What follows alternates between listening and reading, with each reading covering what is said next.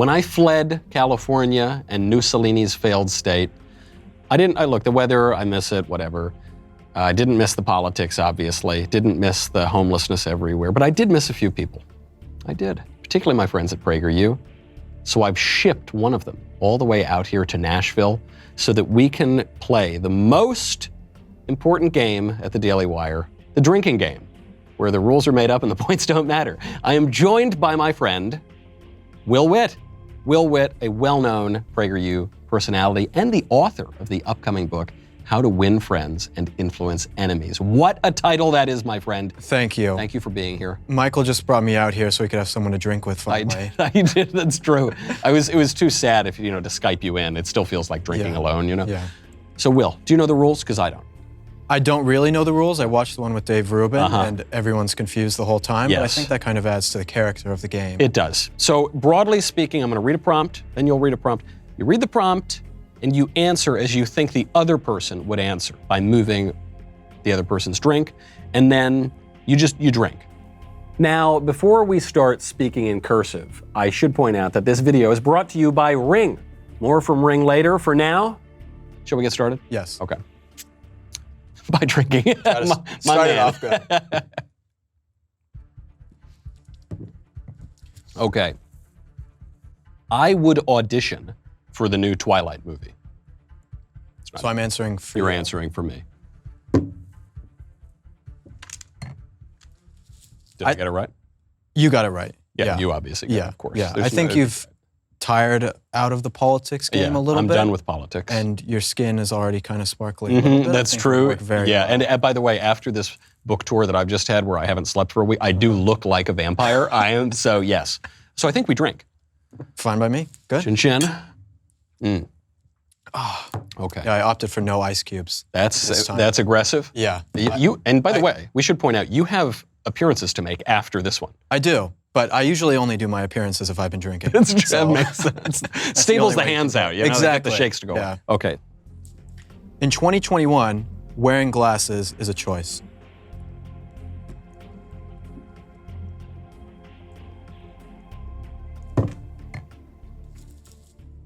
Yes.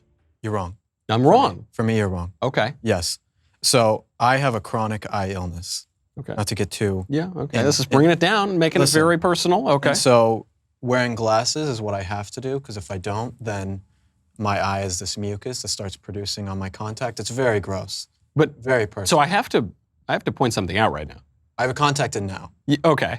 Yeah, because you are not wearing glasses at the moment. Right. But I have to wear glasses most of the other time. But I chose because of this show. I said I want to look my best. So you're saying you chose not to wear glasses? Yes. I should wear glasses. I'm nearsighted, so it's, I see. The Rachel Maddow look is good on you. This was the problem. I kept getting recognized. They'd say, Rachel. No, it was because... Yeah, I saw you at Politicon, right? Yes, I did. I was at the Rachel booth. Yeah. Shapiro actually comes up to me one time, and he goes, Knowles, this is hard for me to say, but you got to lose the glasses. I said, what do you mean? I need the glasses to see. He goes, I don't care. Conservatives don't wear glasses on TV.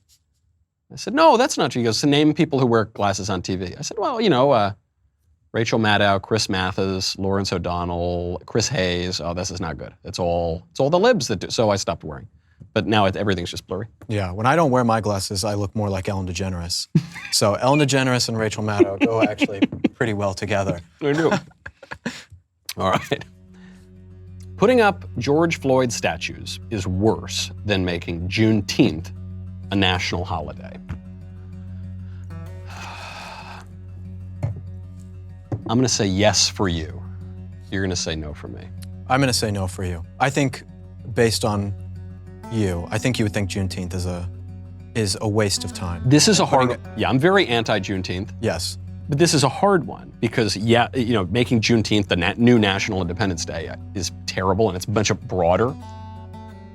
But I'm going to have to actually move this. I'm going to have to move it because George Floyd was a career criminal who robbed a pregnant woman at gunpoint and died while committing a crime. And I'm not even saying that justifies it, or I know now the cop was convicted of murder, even though I think that was a ridiculous conviction. No. But there's a way to do Juneteenth that would make it a good holiday. There is no way to put up a statue of George Floyd. That's right? true. No, did I get it right for you? I think so. Yes. I mean, I think. Well, actually, I don't know, because I think the significance of having maybe one statue in some little town of people putting up. There's already the George Floyd Square, Right. and that doesn't affect the entire federal calendar now just by having a square. So if they put a statue in there too, it would probably be fine. But having the Juneteenth holiday and all the stuff that goes along with that, I mean, just as a virtue signal for the woke left, I would say that that's probably. No, you make a good argument because you don't really get rid of holidays. It's very hard to get rid of. You can topple statues, as the libs have shown us for a long time now. But it's a good point. Okay. Shockingly, I'm going to remain indecisive on this. I think we've persuaded one another we should drink. I'm fine with that.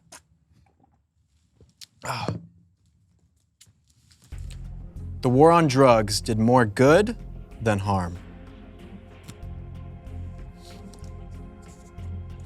I'm answering for you. You are answering for me. I think we're on the same page. Well, we guessed in the same way. But I don't know if we're on the same page here. Okay, explain. I am almost with Ann Coulter when she says that smoking a doobie should be a capital offense. I'm not quite there, but I like the war on drugs. I mean, the arguments against the war on drugs are either the libertarian argument that we should be able to use drugs, which I don't agree with. I don't agree with that either. Or the sort of it destroys families and in particular the black family, which maybe it does. That was the most convincing to me. But here's the answer: stop dealing drugs. By the way, no one goes to prison for having a dime bag of pot. Right. People plead down from distribution, deal. Right. These are poison peddlers. So I think throw them in the can. How about just don't sell drugs, and then we're good. I agree. Like, I'm from Colorado, and they thought that legalizing marijuana was going to make everything better, and there wasn't any drug. It's like it got worse. There were more DUIs and everything because of the drugs. So it's not like it does really any good. The other thing is, I have in my life experimented with the Peruvian parsley. Okay, I've taken a couple tokes of Sin Spinach. All right. However, I would say that the people for whom legalization of pot is the most important issue, I want them to be unhappy. I agree. I really enjoy that. And so out of a purely vindictive spirit, I think we got to keep it illegal. I agree. I don't want any of this stuff legal. All right. Then we'll put the yes there. We'll take a little sip. Does that mean we drink still? No, sure. Well, because we can't smoke. One? Yeah, we can't toke. We can't smoke in here? Not if we keep illegalizing pot. Wait, is it legal here in Tennessee or illegal? I would assume it's illegal, right? It's got to be illegal here in Tennessee. Yeah, what a good state. I'm so glad I'm here. I know. I'm in Los Angeles, where you get off the plane and all you smell is marijuana. Yeah. As soon as you get off. And on the plane. Yeah. And on the plane too. Generally speaking, people you meet on the street are awful. Are these like people I meet in my interviews? Is that what they're talking about? Well, I don't know. You are a man on the street kind of guy. They're awful. People you meet on the street. It might be people I meet. It might be both people that one meets on the street, but also, the slice of the people on the street that you talk to. Answering for you, I'm going to say no. No. Many of the people who I talk to are great, amazing people who just don't know anything, who have never heard a PragerU video or subscribed to the Daily Wire, anything like that. Yeah. Like, they're smart people. Like, the number one question that I get asked from people about my videos is, how do you not just laugh at these idiots? And that's the wrong thing to ask, because these people are smart. They've just been so brainwashed by so many different people to think this way. Ignorance is not idiocy. Right. Right. You hopefully will correct the ignorance by telling people true things.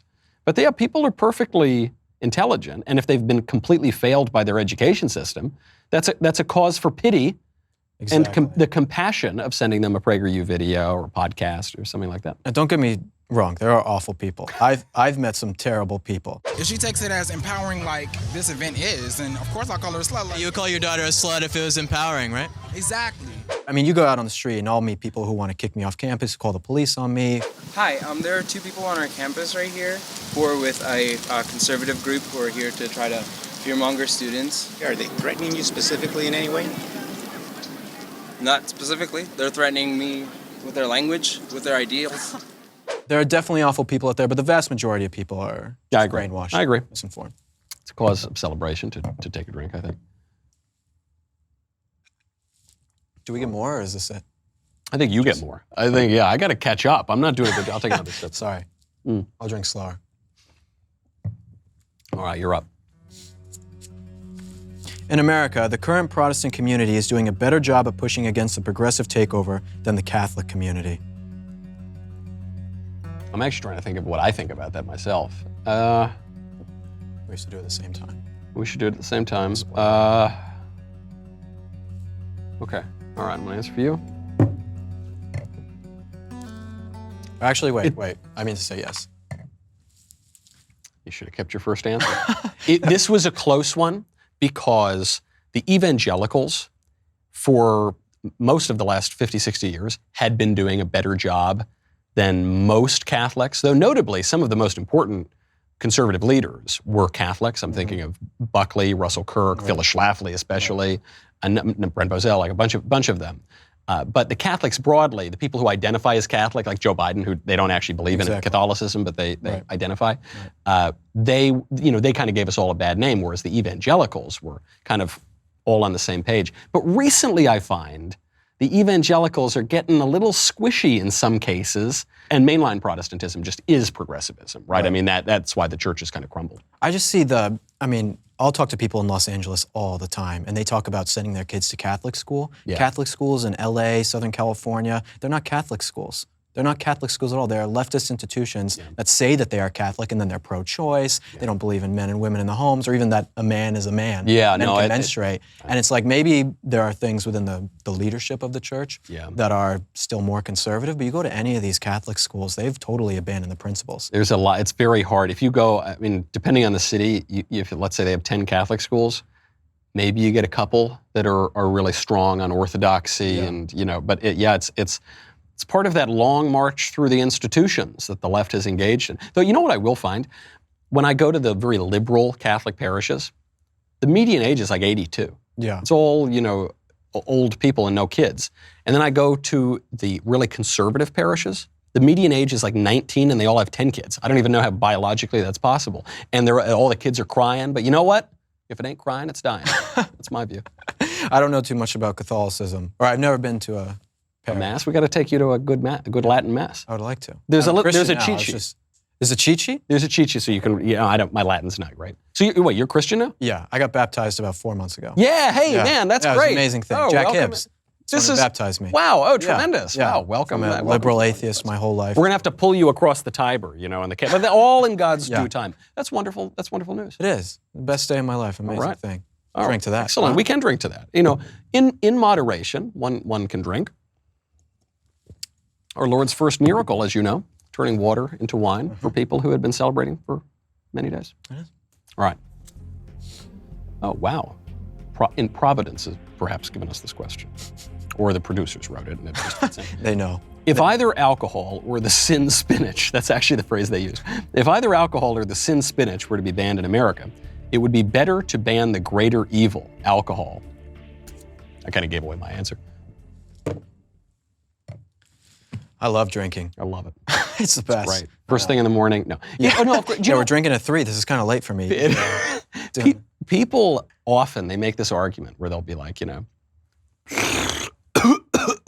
man, pot's way better for you than alcohol or It's whatever. A plant. It's a plant, man. Ground. It's like, man, plenty of poisons are plants. Coca leaf is a plant. Yeah. It's the exact same a lot of tar, but even beyond that, alcohol has been in our culture forever. We just referenced the first miracle of our Lord. It goes back much further than that.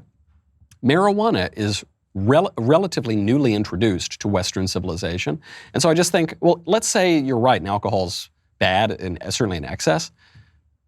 Why is marijuana better? And two, if it's sort of just as bad or a little bit, why would you introduce this new thing into Western civilization if you think it's so bad? I mean, we tried banning alcohol before, and we saw how well that went. It did not work. So I don't think it would ever work again. No, I agree. Not at all. I agree. Now hold it right there. Before we continue, you know that protecting your home is extremely important, all right? I have 1,001 reasons to protect my home, and all of them are named Cute Little June. It's my little baby boy. I want to make sure that when I'm on the road, let's say, sweet little Elise and cute little June know who is outside the door before they open that door. I can have that peace of mind, and I'm very grateful to Ring. With Ring, you can see and speak to whoever is at your door, whether you are upstairs, maybe you're at the office having some drinks early in the morning with Will Witt, maybe you are on a beach on the other side of the world. You can do that with Ring. It's so simple to install that even I can do it. It's not just about the front step, by the way. You can keep an eye on every inch of your house. It also makes a great housewarming gift, in no small part because it's just not that expensive. So it's a really great product and people really want it. It keeps your friends safe, but also you just don't need to spend a ton of money on it. Head on over, start protecting your home with Ring Alarm today. Go to ring.com/Knowles. Start building that ring of security around your home. Ring.com/Knowles. You will thank me later. All right, let's keep going.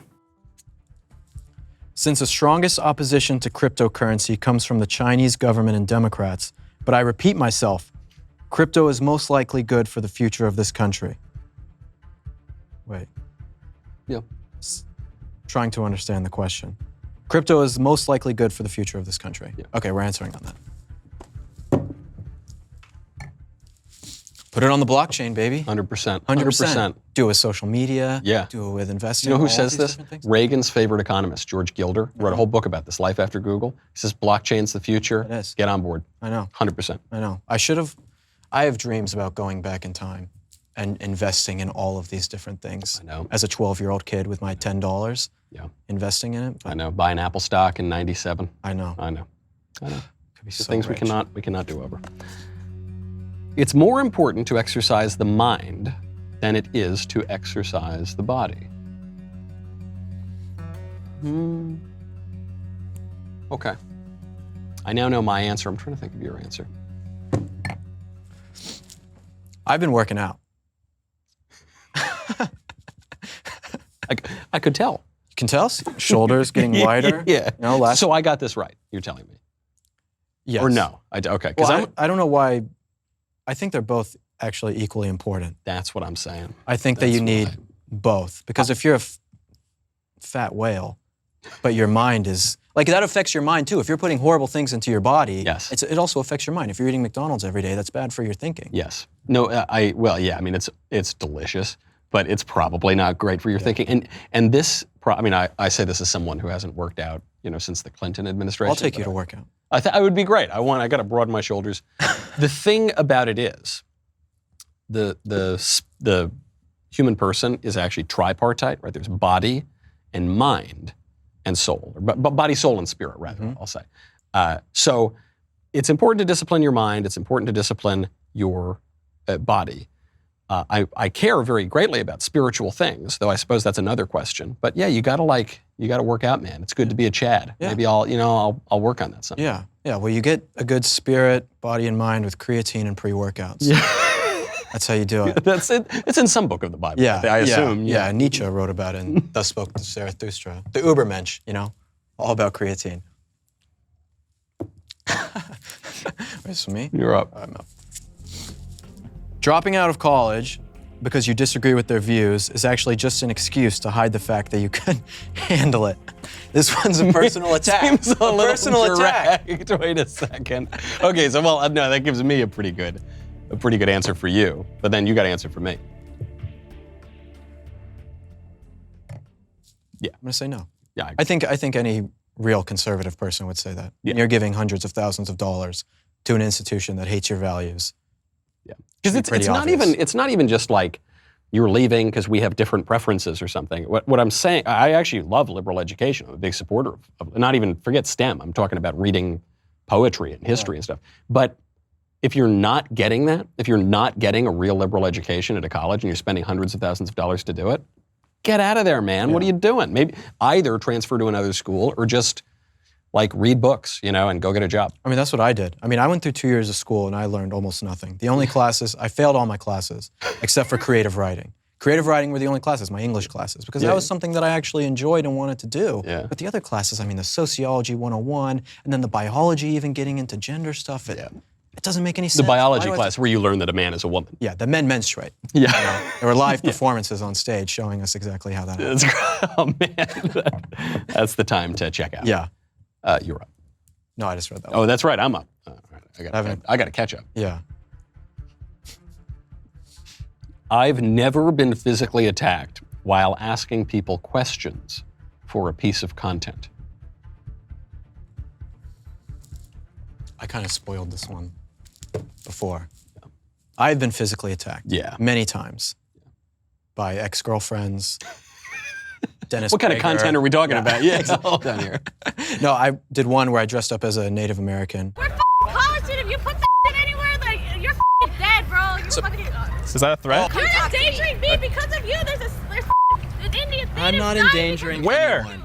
They snatched off my headdress. We got the Black Pilgrim here. They snatched it off this entire class. They were stalking us, and they ripped off my stuff. It's not your campus. It's not your campus. It's a public campus. It's not your campus. One time speaking at University of Northern Colorado, Black Lives Matter, came flipping tables, physically trying to assault the people there. So it happens all the time. Yeah, I was only attacked one time on a campus at the University of Missouri. The thesis legitimately was men are not women. So they're all screaming and it's all big hubbub. And then some Looney Tune busts in the fire exit behind my podium and squirts me with I remember this, yeah. unknown substance that I'd prefer not to think about. And thankfully, he only ruined my blazer, and the cop got him down really quickly. But who knew? I've said genuinely outrageous things, but that was the most outrageous. Sorry about that, Michael. Mm-hmm. I moved on, and I got a new blazer. Goes on. I can tell. Good.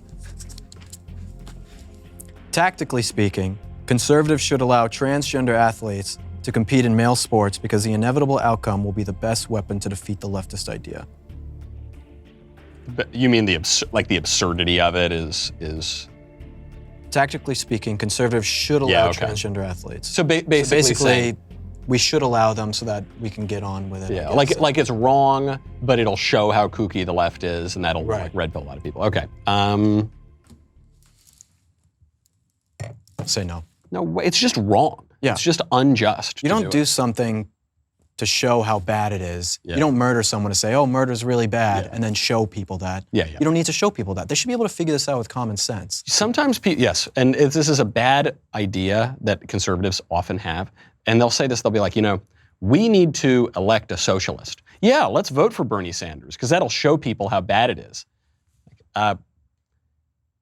First of all, they're not going to admit it, and second of all, let's avoid, years and years of misery and poverty and like evil and just not do that. But I mean, do you see California? You go in California, Gavin Newsom is running the state into the ground, and everyone says it's conservatives' fault. I mean, you talk to liberals on the street and they say, oh, it's because of the conservatives and the Republicans. Yeah. It's like, how brain dead? There are about 4 conservatives left in California. I know. It works out pretty well. All right, we should probably take a drink. Oh, 3 drinks to Dennis. Since the entire Democrat apparatus is pushing against election audits and voting integrity laws, we can assume with relative certainty that any election in 2020 was ... not super legit. Hold on. This is written here. Due to YouTube rules, make your guess of what the other person would think, but do not verbally confirm if the other person guessed correctly. Give only an ambiguous, nonverbal confirmation. So just to remind you of what the prompt is, because the whole Democrat apparatus is pushing against election audits, and also I'll just add, changed all the voter laws and took away all the election integrity measures just about, and in some cases violated the state constitution to give certain groups advantages, in certain political parties advantages in there. We can say with relative certainty that any election in 2020 was just not super legit. So you make your guess, but no verbal confirmation. I promise I won't say anything. I think I'm answering it the right way.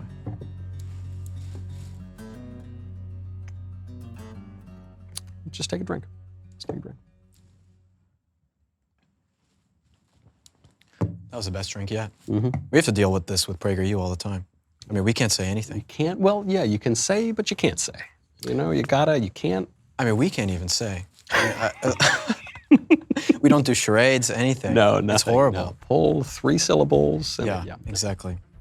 CBD oil. There's a lot of questions about weed. Yeah, today. Wait a second. What are we saying about Mr. Witt? You guys. Hold on. I am from Colorado. Yeah, it's true. Smoking the ganja, man. CBD oil is more effective at treating, insert any and all claims, than the masks are at stopping the spread of COVID-19. Oh, yeah, for sure. It's not even close. I mean, I give my dog CBD. Yeah. Doggy CBD. he's got social anxiety. So it helps him. You know, and I think that's more effective than the masks. I tried putting a mask on my dog too, and it didn't. Yeah. Do it. If it does anything that is either neutral or positive, it is definitely more effective than the mask. So that yes. Yeah. If it doesn't do anything, it's more helpful. Okay, we're getting down to the final ones. John McAfee did not kill himself. I think that's a pretty clear answer. Pretty clear answer. Yes. That dude. He said tatted it on his arm. repeatedly. He tatted it on his arm. Yeah. Isn't that weird though that we're just all like, haha, you know, John McAfee obviously was murdered by his enemies in the prison, just like Jeffrey Epstein obviously was. And we're just like, ha ha ha, you know. That's the way it works, I guess. I am contemplating getting a I did not kill myself across the forehead. Because it's getting to a point where you can't be trusted. Well, McAfee actually wrote, he said that he was getting messages from various people. And who knows, maybe it was just a big troll, but I don't think it was, where he said, we're going to kill yourself. We're going to kill yourself. Oh, man. That dude was always kind of a loose cannon. He was. He was a crazy dude. But I don't think he killed himself. No way. All right, here we go. I like this one. The producers know me very well. Man on the street journalism is similar to being a model on Instagram. You know what? Listen, me being attractive helps the views for the man on the street, okay? Me having great hair makes people want to talk to me. Yeah. No, yes. Like I'm not disputing that. And also, being an Instagram model is often fairly lucrative. Like it's a very effective way of communicating. Yes. If I was born hot with double D's and a woman, I would be a billionaire. I mean, the things you can do on Instagram. These days, you could well claim to have been born hot with double D's and a woman. Yeah, don't stereotype me, okay? Don't assume. Yeah, don't assume. Don't assume. They're underneath this jacket. Before you show me, I suppose we should I'll show you take a break. Yeah, great. Behind the scenes.